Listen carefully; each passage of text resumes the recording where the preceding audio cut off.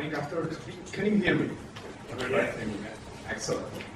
So, I came from Central Holdings, a middle-sized company from the middle of Europe, and we have a few big projects, like in terms of complexity and stuff, and traffic, and a lot of smaller ones, which kind of supports the bigger in terms of traffic and user experience. And the lots of small projects are a lot of diversity and approaches and stuff. So when I first came to the company a few years ago, I tried to kind of unify them under one umbrella.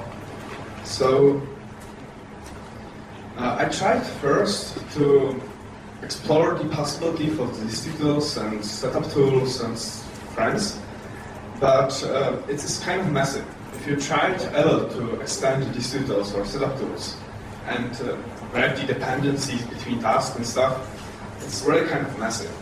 And so we discovered Paver. It's Kevin Denger's library, not ours, and of Paver's fame. And really, everything became good and peaceful and paved. But before I dwell into that, let me do a small survey. Who uses any build tool at all? Not much. Make? More? Rake? Oh. And? You? Fabric with local commands? Not much. Shell scripts floating around. Lots. Excellent. So, for the other half, if you are not using a build tool, you should. Trust me. Because the fact you are not compiling do not mean you are not creating generated files from some source code, like documentation, for example. And, or if anyone using gettext, not much. Well, and are you committing MO files to a repository? Yeah. So every time you change a PO file, you have to regenerate it and store a binary block in your source code repository. Yeah. Thank you. So, do not do that. Use a build tool, automate it, or it will break. And also, in terms of documentation or deployment, you are generating files from something, moving them, moving to another servers, and it's really nice to have one API for that. Why use a Python build tool? Well, we are on a Python conference, so it's kind of obvious. It's expressive. You can use standard library. It integrates really nicely with other tools we have in our toolchain. And Paver, I like especially because simple things are simple. When you are just doing tasks, it's easy. It's really few lines of code, you'll see that. You don't have to register in some magic central repository entry point stuff. And just you are not avoiding simple things to automate them, to repeat them. And my favorite argument, it's really neat to have a single point of entry. When you have a source code repository checked out, it's an API for developer, or how to interact with it. It's especially important for the open source projects, because this is, for example, hole 3 of our company. You check out any repository in Python, these 3 commands should work, regardless of underlying assumptions, underlying framework, underlying install details. First one should set you an environment, use usually virtual env, source into that, you prepare. This usually install dependencies, but also can do some magic auto-detection of your environment and prepare some example configuration files. For example, for Django, like where your database is, where to store stuff, and so on and so on. And Paver should fire up the application, or web server in case of web applications. So I'd argue it's useful and it's easy to do. This is how we start with Paver. You create a simple file, pavement.py. It should be where your setup is. so usually in the root of the repository. And you just create a Python function, decorate it with a simple decorator, and that's it. Now you can call Paver install dependencies, and it will fire up pip install upgrade requirements. Just there's not much magic, or okay, there's magic, but it's in you have to explicitly enable it. In this case, Paver easy is the source of most magic and imports and easy stuff and wrappers. You'll see that. Here's the task decorator and the SH wrapper around how to do shell scripting more easily. But this is the minimal example. It works, and you should write it in your repository now. But we are in Python world. We have these tools and setup tools, and it's golden standard. So, oh well, yeah. But it's the standard. The standard we now use, we expect to use. Essentially terms is the API unlockable. For most of the Python developers, setup as this, be this, whatever, is how you interact with typical Python program, and you expect it to work. So to import the setup tools magic and stuff, you can use the setup utils library, and the setup here is exactly the same as in this utils or setup tools if installed. So inside Pavement, call setup with like name, version, author, maintainer name and stuff. And you are all set up. You can now use Paver as list.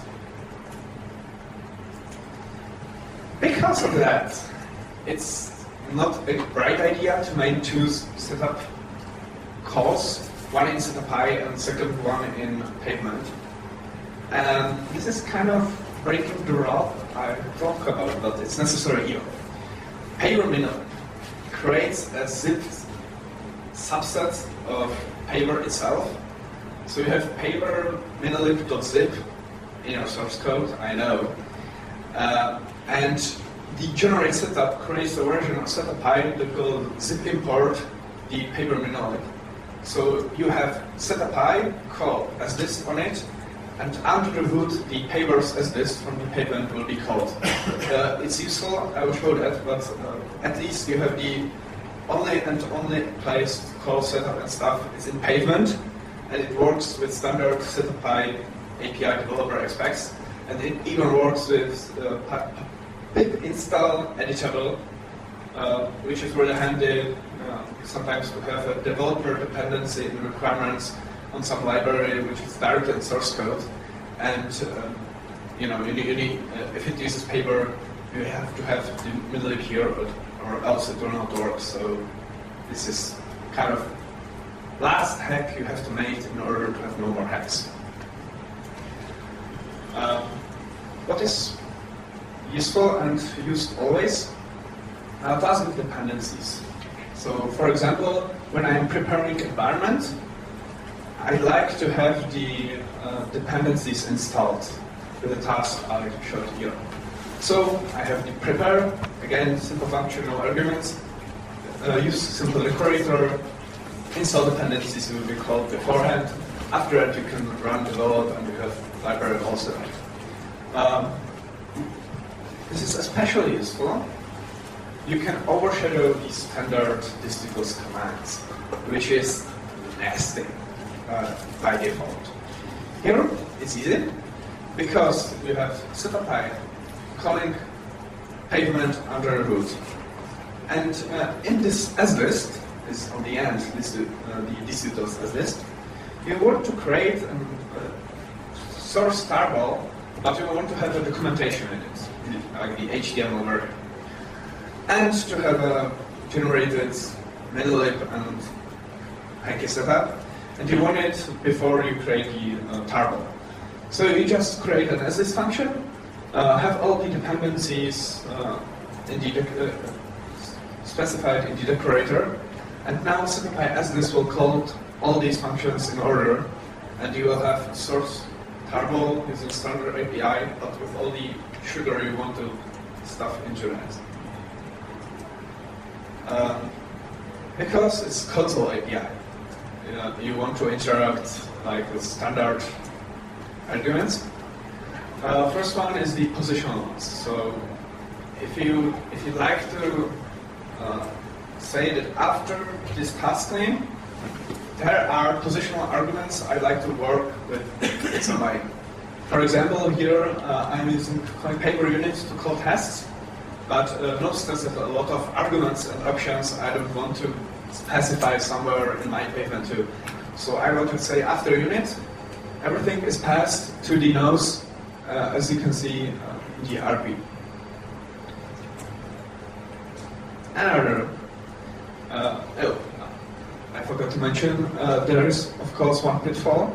By default, Paver lets you call the arguments in the chain of command like slist upload. And of course, once you specify the consume args, you are not able to call another class after that, because it will be gathered in the args argument, which will magically appear. So you have to take care of that. You can of course inspect args and say, if there is some task I expect, you can do call task with the rest of the arguments, but you have to watch that.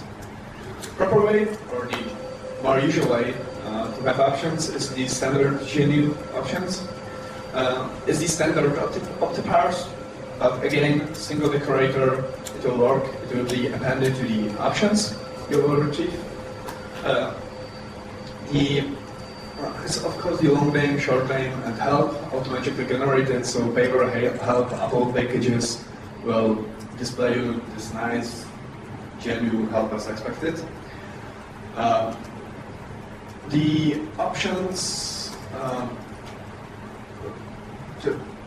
just take a look at it. By default, the function takes no argument, but you can specify args and options, and they will magically appear if available using introspection. Regarding options, as you have set up for CETA you have options for pavement. Options is called once, will appear as either global object in pavement, or if you are more like pure, you will have the arguments in your function names in the function task. And it can be nested, and it's usually specified using bunch. Bunch is sort of like a dictionary with attribute access. The only difference is that callables are called. But otherwise it's a dictionary with attribute access, and it's a standard way to configure your tasks.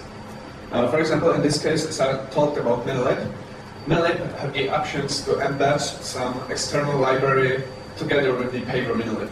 So you can just call in your pavement, you will just say in options for minilib, please embed doctors and virtual from Paver standard library directly into the zip.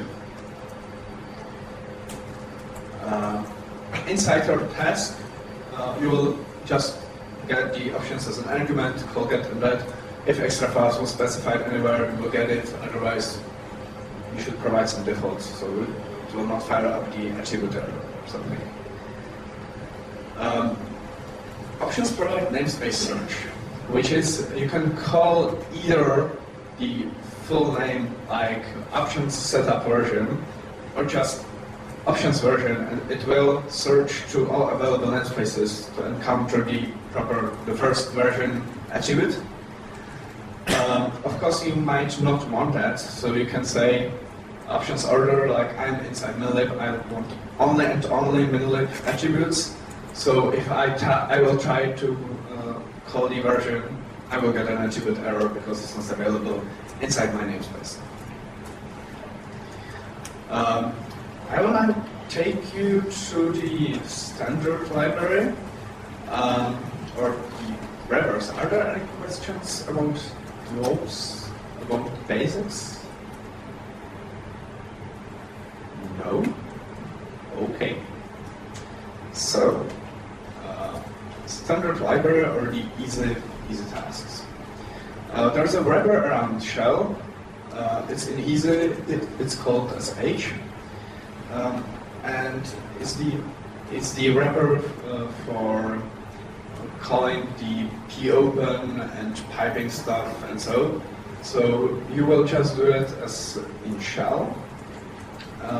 And if you specify capture, the combined standard output and error will be stored in your favorite value. This is my favorite. Dry runs. I always want it. Always want this in most of the software, but it's never provided. It's like I want to run some really destructive task, which is combining a lot of arguments and environment variables and configuration files and blah blah blah. And in the end, it will delete all my disk because I configured it. So I want to run it in a non-destructive way.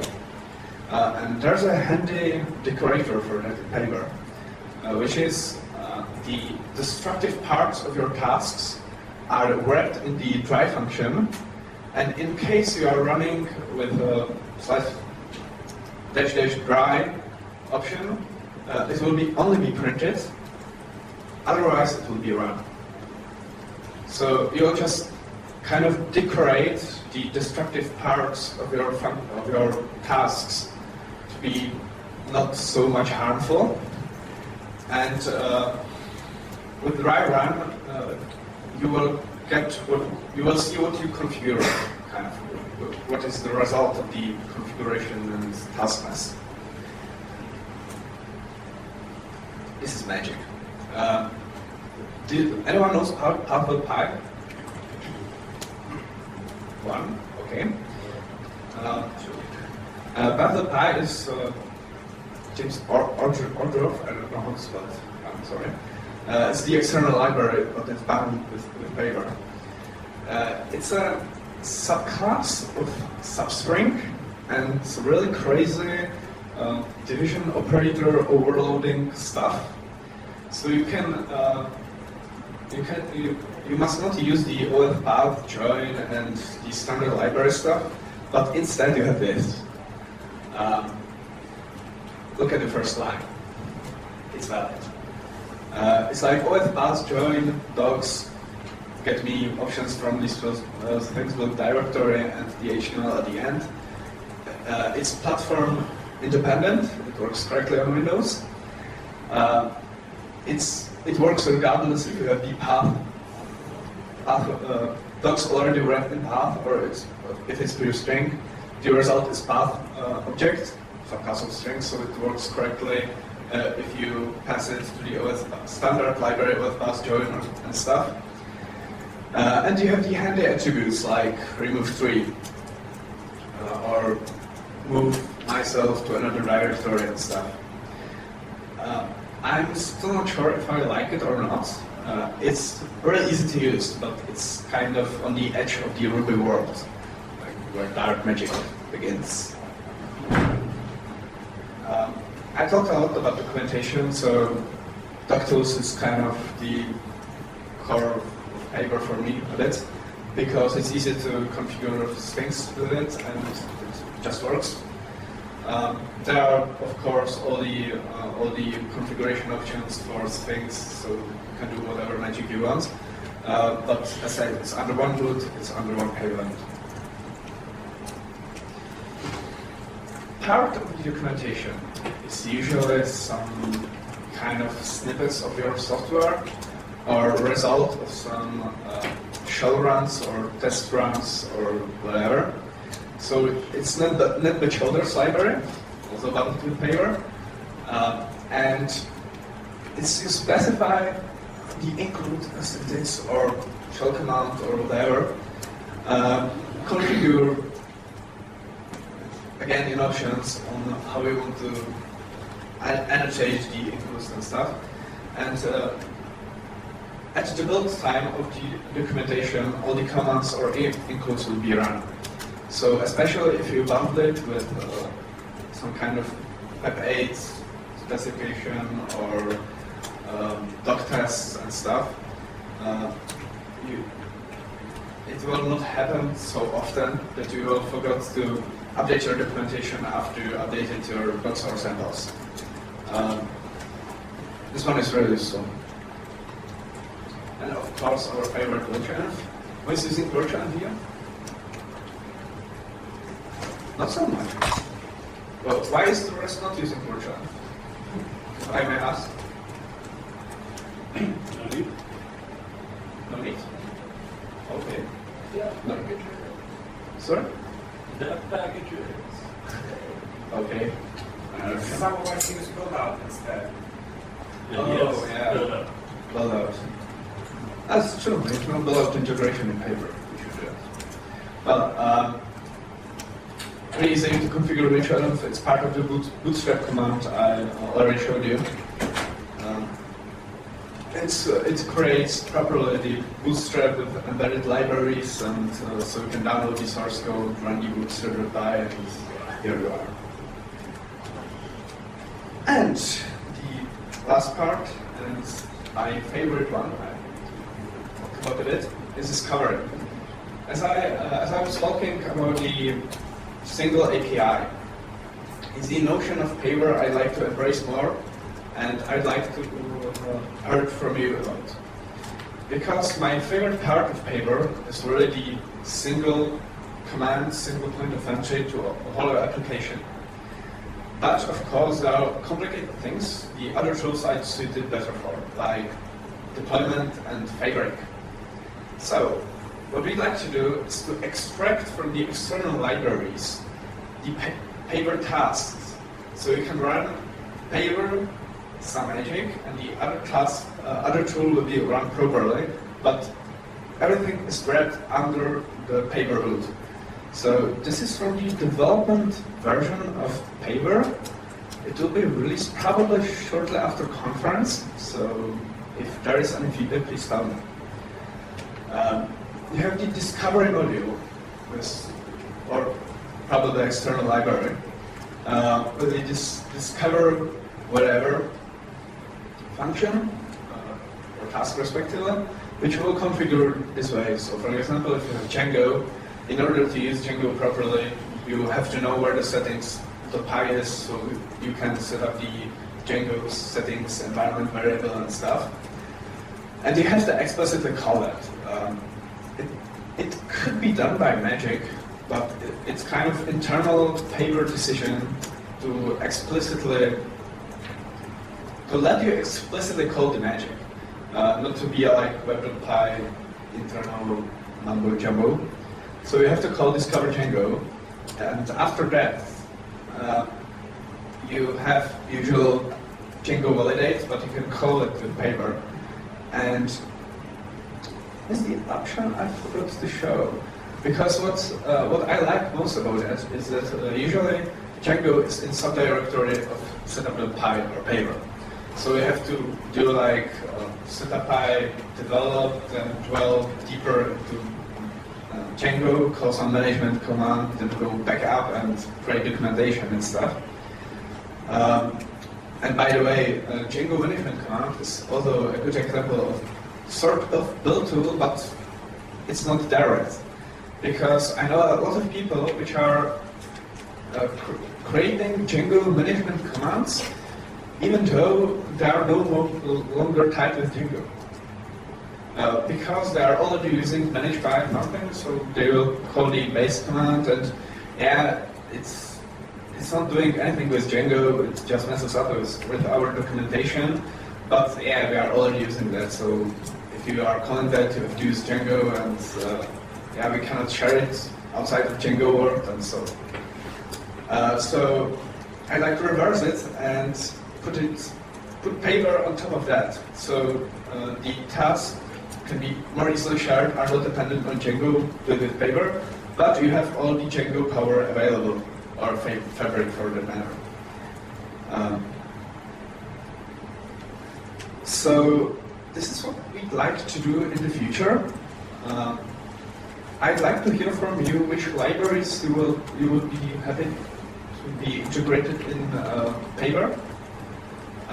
Django is there, Fabric is in kind of working state, there are some hybrid details to be taken care of, like the favorite and global variable and stuff.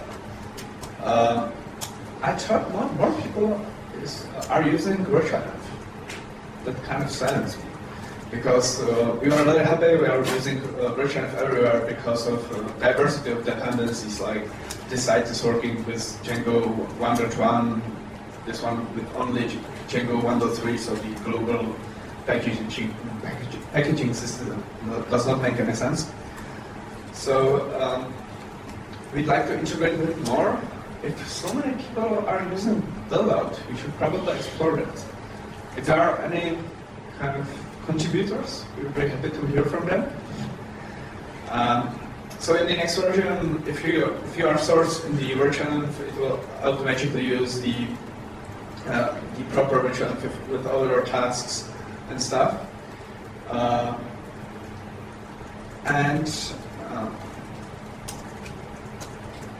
That's about it, because I like to hear from you. So please, tell me. Questions, answers, and libraries you'd like to integrate.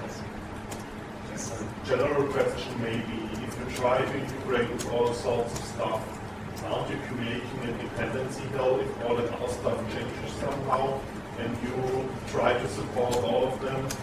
Well, the general idea, the general idea is that every integration is official. So every task, every library should do an inside function import and stuff. So if it's not available, the task will just not be available. And regarding the API or the dependencies, well, from what we have so far, the API do not change so often, or it's handleable inside the discovery module.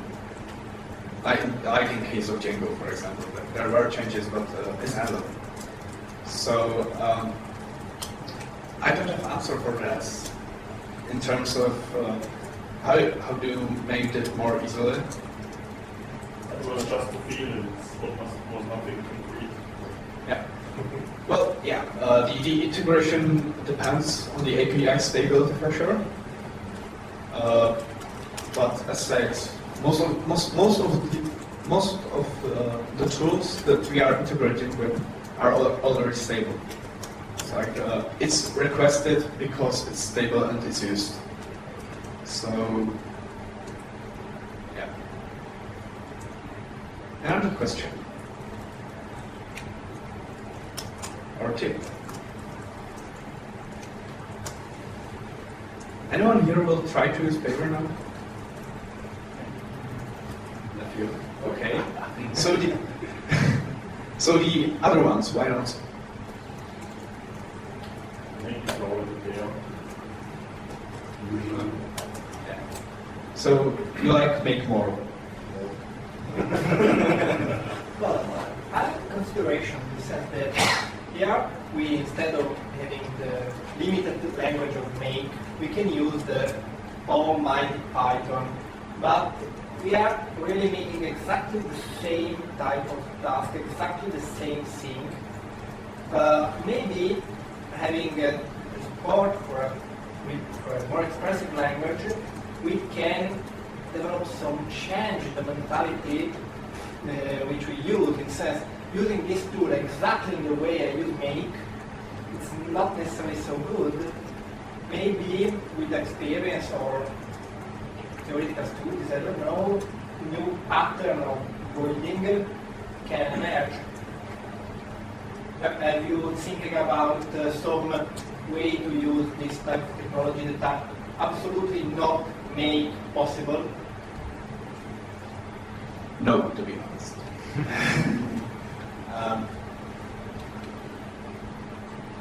We are, how to say it?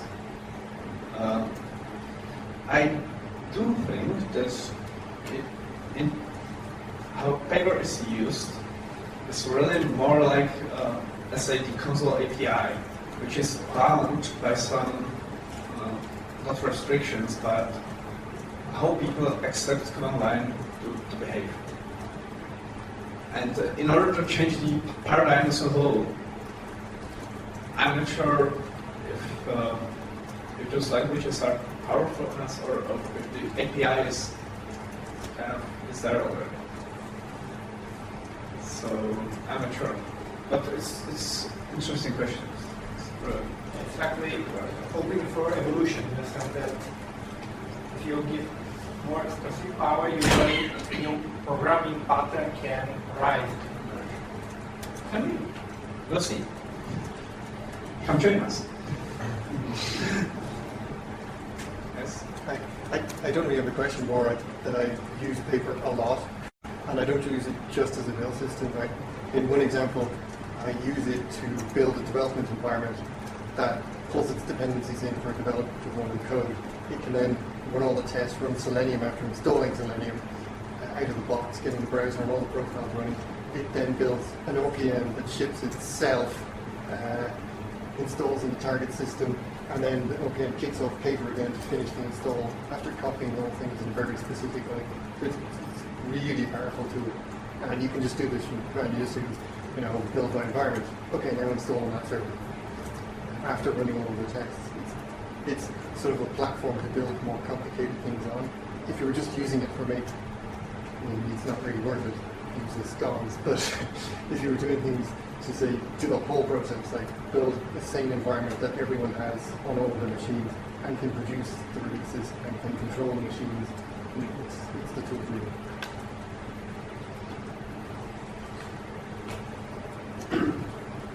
I recently had a practical problem with setup tools, distribute, etc.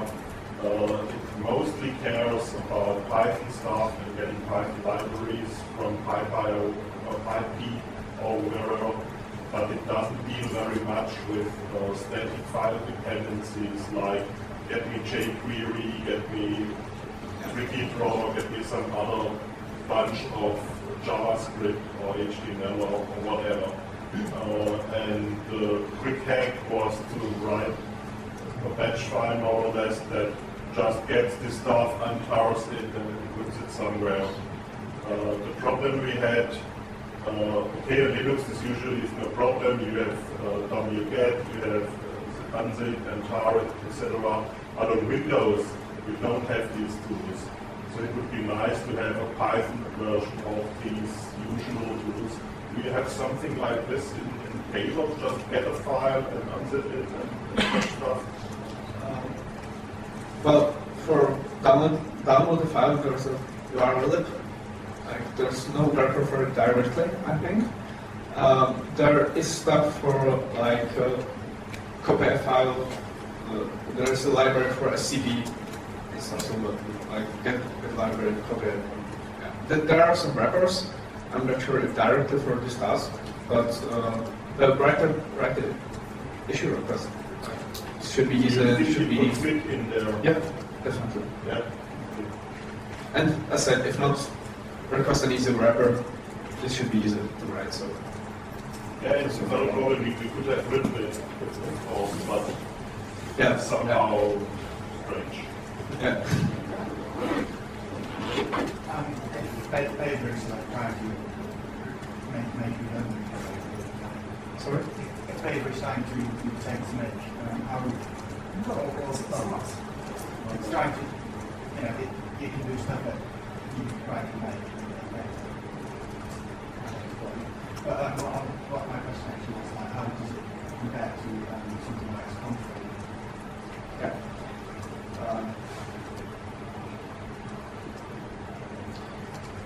Well, it compares in a way. It's not really built to as for building compiled software.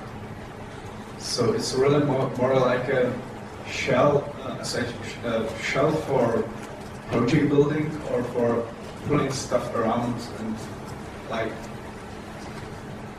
getting the puzzles right. That was explained. It's a really nice example because it's not really suited for the what build tools are doing for the compilation of software and checking what changed in the chain and recompiling it.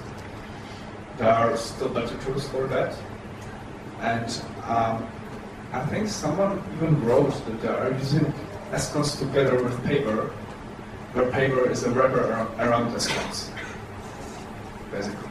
So hide the actual compilation tool under the umbrella of Paver. So it's definitely not a replacement for Ant or Make or SCONs as for building the chicken part of the software, but it's really like a wrapper. That is the answer. Are there plans to integrate Git and RC into Paver? Yes. Yes. There is already some integration of Git, but I think it's not yet exposed as tasks. But Paver is now in Git, so we are developing support for that. It's on GitHub. The second thing, I see the change log that is very old. Is Yes. 1 year of the last stable already? No. No? Last stable release was in November. I see Four. on the website, but it's June of the last year. How is Which website? No, because we had a problem. Well, Kevin kind of stalled the development when he was in Mozilla, and he then abandoned Python as a whole for JavaScript. So the project was on hold for I don't know, a few months, and I think in November or so. I took on as a maintainer because we were using it in Centrum Holdings and we love it, so we kind of spread Kevin's love and maintaining it now. But I'm still digging in some parts of the source code and so, but definitely the maintenance versions are released kind of when bug is encountered, and 1.1 is now the expected feature release somewhere, as with the discovery and stuff. So, I said, if you want something in the next feature release, possibly in some ways, like not breaking backward compatibility, you won't do that, but I'll say the adventurous API extensions. So please tell me before, like with the moving files or RC. So we are developing it. It's on GitHub, so just fork and send pull request and it will be accepted. It's still more of a freetime project of mine, so it depends on the time. But for sure, the bug fixes we are fixing even in the company's time because they are biting us too. So. Yeah. The development branch is not stable for production, like Django or not? I'm not sure now, sorry. No. No, because usually yes, but we were having the separate 1.1 branch, but it's already merged and kind of in bug fixing mode. So yeah, it should be stable. Our experimental stuff is in branch separate, but I'd say we are releasing the features often, so there's no reason, as in Django, for half a year to run from trunk because there is no Unicode branch anywhere and you can't use it without trunk. So this will not happen. Releasing is automated and easy, so we are doing that. Yes? What's the major improvement over Python Fabric? Because I think you can do all this stuff in Fabric, but also run execute the commands you want to. I'd say that argument handling in Paver is more natural than in Fabric. Task dependencies are better, and as said, I really like the overshadowing of the distributor's command, which is not really easy in Fabric. And as said, I'd argue that Fabric is good for deployment, but not supposed to. So once we have a Fabric discovery, you should really have the build part in Paver and just have Fabric command called, or as a dependency. in Paver. And I would say it will fit better. I'll try it then. Okay, well, another people. Okay, the favorite discovery will be really soon. Well, just +1 for Paver discovery. Yeah, I know that. Let's hear it. It will be done. Sure. Another question? What is this Git stuff for exactly? Well, for now, it's just calling Git commands to Paver. Some Wrapping over. yeah, some people like that. Okay. And we found default options for the older Gits Debian stuff without like default tracking or so. So, but yeah, but I personally don't use it much. But there are people requesting it, and it makes sense in terms of aside you have Paver everything. So. But yeah, it's true. It's true that when we change from Paver to Git, the paradigm change is like so big you cannot work it through only changing underlying logic in the Paver commands. For sure. Another question or suggestion, or so start to integrate. Yeah, so let's go. So thank you.